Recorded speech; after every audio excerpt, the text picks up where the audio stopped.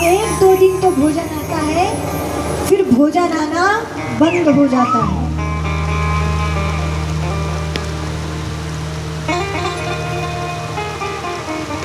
अब बेचारे कई दिनों से भूखे हैं। कितने दिन हो गए भरत जी ने भोजन नहीं किया। अब वही पास में एक माता भद्रकाली का मंदिर था।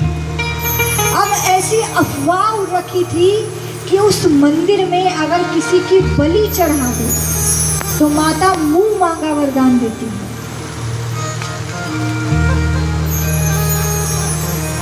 तो अब एक डाकुओं का गिरोह आता है।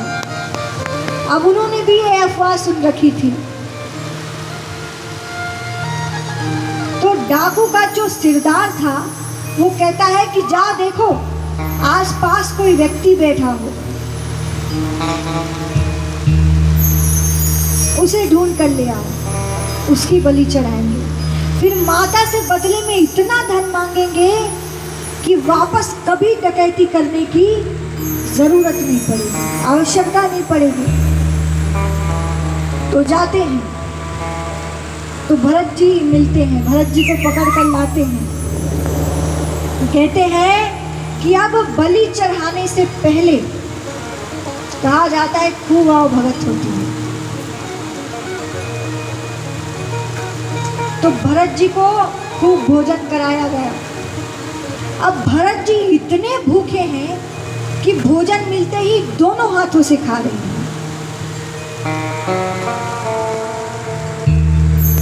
अब जब तृप्त हो गए तो भरत जी ने एक डाकू से कहा कि अरे आज कोई उत्सव वगैरह है क्या? डाकू ने कहा नहीं तो बोले मुझे नए नए वस्त्र दिए जा रहे हैं, भोजन कराया जा रहा है। तो बोले आज तुम्हारी बलि चढ़ाई जाएगी। तो भरत जी कहते हैं अच्छा तो एक काम करना, मेरी बलि रोज चढ़ा दे, पर उसके बदले में मुझे रोज भोजन दे दिया करे। अब वो डाकू कहते हैं कि अरे कैसा मूर्ख है, इसे तो बलि का मतलब भी नहीं पता। अब वो चले जाते हैं जब तक वो भोजन कर रहे हैं। फिर अब भरत जी को लाया जाता है। अब वो बड़े प्रसन्न है वो सारे लोग कि अब तो बड़ी आसानी से इसकी बलि चढ़ा सकते हैं। क्यों? क्योंकि इसको तो कुछ पता ही नहीं। तो अब लाते हैं, माता भद्रकाली के मंदिर में लाते हैं, सामने बिठाते हैं। कहते हैं अब देखो तुम हाथ जोड़कर नेत्र बंद कर सर झुकाकर बैठ जाओ। बोले क्यों? अब देखना माता दर्शन देने आएगी। ठीक है। अब भरत जी बेचारे हाथ जोड़कर सिर झुकाकर नेत्र बंद कर बैठ जाते हैं।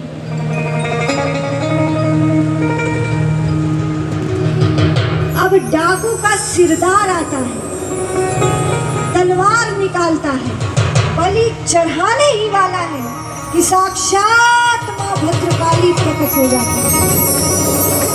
माता भद्रकाली और डाकुओं के बीच भयंकर युद्ध होता है और अपने भक्त को बचाने के लिए माता उन डाकुओं को मार गिराती है। बोले भद्रकाली मैया की जय हो। अब माता भरत जी के सर पर हाथ रखती है।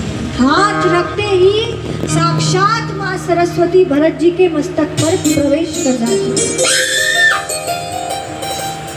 तो अब यहाँ पर आइए हम भी माता का आवाहन करते हैं कि जिस उद्देश्य से श्रीमद् भागवत कथा हम सभी के बीच प्रवाहित हो रही है, माता निर्विघ्न उन्हें इसे संपन्न करे। तो आइए हम भी माता का आवाहन करते हैं कि हमारे बीच आए और हमें, हम सबको, जितने भक्त बैठे हैं यहाँ पर और हमारे यजमान परिवार को खूब आशीर्वाद दे, सदैव उनकी रक्षा करे। तो आइए हम सब मिलकर माता का आवाहन करते हैं।